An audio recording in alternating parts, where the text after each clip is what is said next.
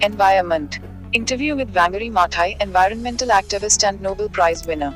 Wangari Maathai started the Green Belt movement and also fought for equal rights for women in Africa.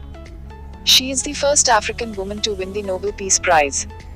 Read the excerpts from her interview with Nippon Hosokyokai, NHK Radio, Japan, 2004 Dec 19. NHK Radio, how did you become aware of the environment? Wangari Maathai, from the time we started, we were trying to respond to the basic needs of people in the rural areas. And people were asking for clean drinking water, for food, for energy, which is mostly firewood, for building material, for fodder for the animals. And all these come from the land. So we knew that what the people in the rural areas were asking for had to do with the environment. They did not have these things because the environment was degraded. So, from the very beginning we understood that we have to rehabilitate the environment.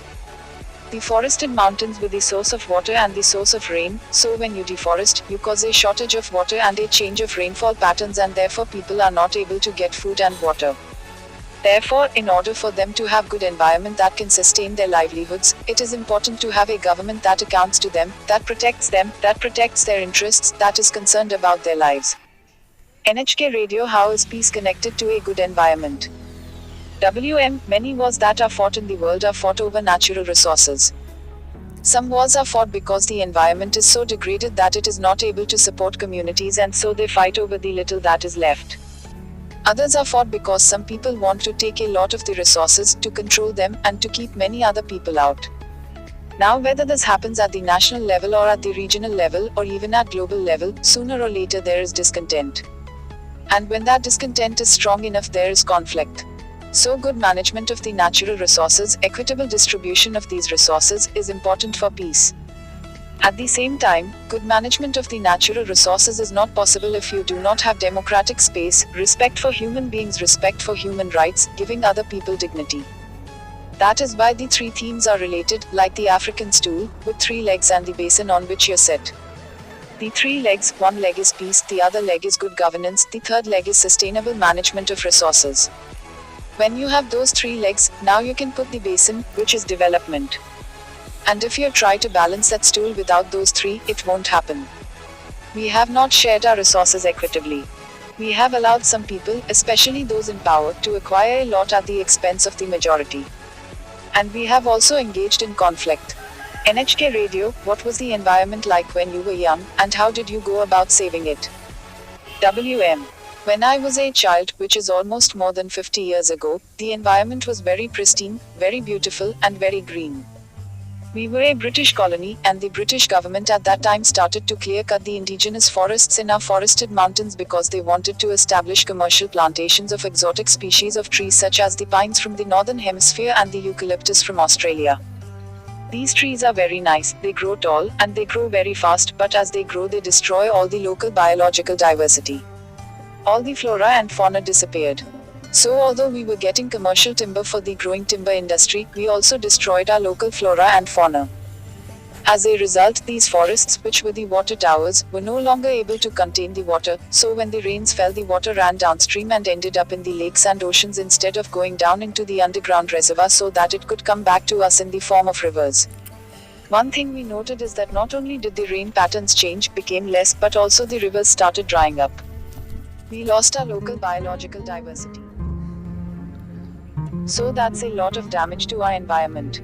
That is why in 1975, at the very first United Nations Conference for Women in Mexico, many of the women were saying, we need food, we need water, we need clean drinking water, we need fodder for our animals.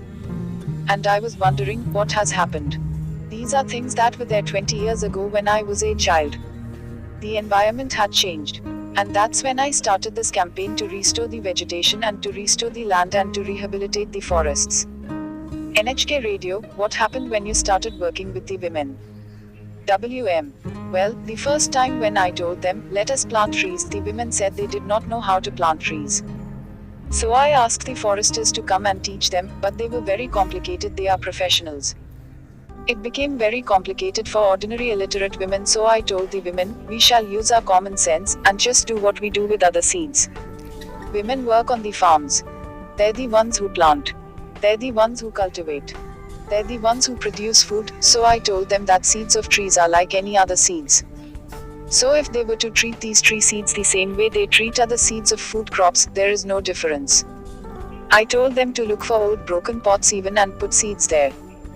They will germinate and they will know these are the seedlings from the seeds they planted, and we gave them plastic bags to be able to put those seedlings and to nurture them, and when they were about half a meter long then they could go and transplant them on their farms. In the beginning it was difficult, but they soon gained confidence and they became very competent foresters. So I called them foresters without diplomas. NHK Radio, why do you think they responded so well to your message? WM, it was a need. When the women said they needed firewood and building material, we responded to that need. Plant trees, then you will have trees for firewood. In the tropics, trees grow very fast. In 5 to 10 years these trees serve as firewood, building materials. Once we had planted those trees, we saw the need for them to understand why we have to have good governance. So it became important to give them civic education so that they could understand how we govern ourselves, why we govern ourselves the way we govern, why we are managing our environment the way we are managing it. Because we were dealing with the environment, we gave them education both in civics and also in environment. That made them understand clearly why they should take up the responsibility of protecting their environment, that it was not the responsibility of the government or the responsibility of somebody else to come and rehabilitate their environment on their own land. It's them. It's their responsibility. NHK Radio, what transformations did you see? WM, one of the bigger transformations that I saw was that ability of an ordinary illiterate woman to get to understand and to be able to plant trees that in 5 or 10 years became big trees, and she was able to cut them and be able to give herself energy. To be able to sell those trees and give herself an income. To be able to feel confident that she had done something for herself. That sense of pride, sense of dignity that they are not begging, they are doing things for themselves was very empowering. That transformation was powerful. The other is the transformation of the landscape. Places where there was dust, there are no more dust. There are trees, even birds and rabbits. They come back and they make the environment very beautiful. There is a shade and sometimes even dry springs back because the water is not running, the water is going into the ground. Very profound transformation. And the other transformation that I saw was the willingness of the people to fight for their rights. To decide that they have a right to a good clean environment. To decide that they will fight for their forests, they will protect their forests, and they will not allow corrupt leaders to take their public land. NHK Radio, how do you think you can influence the rest of Africa? WM, our efforts will inspire other people to stop wasting their resources and their youth in wars and instead engage in creating a peaceful environment, more peaceful states. I'm very happy about the fact that now in Africa you see new efforts of ensuring that Africans engage in dialogue, that they invest in peaceful negotiations for conflicts, that we manage our environment. We must restore our environment and try to ensure that we do not fight because we are allowing the environment, especially the land, to be degraded. And we fight over agricultural land and grazing land. I see a lot of hope in what is happening in Somalia, what is happening in the Sudan, what is happening in West Africa. I see a lot of African leaders encouraging each other to engage in dialogue. NHK Radio, what is the one thing we can do? WM, for me, my greatest activity is to plant a tree. I think that a tree is a wonderful symbol for the environment, and when we plant a tree we plant hope. We plant the future for ourselves, for our children, for the birds. We plant something that will last long after we are gone. Source www.gbmna.com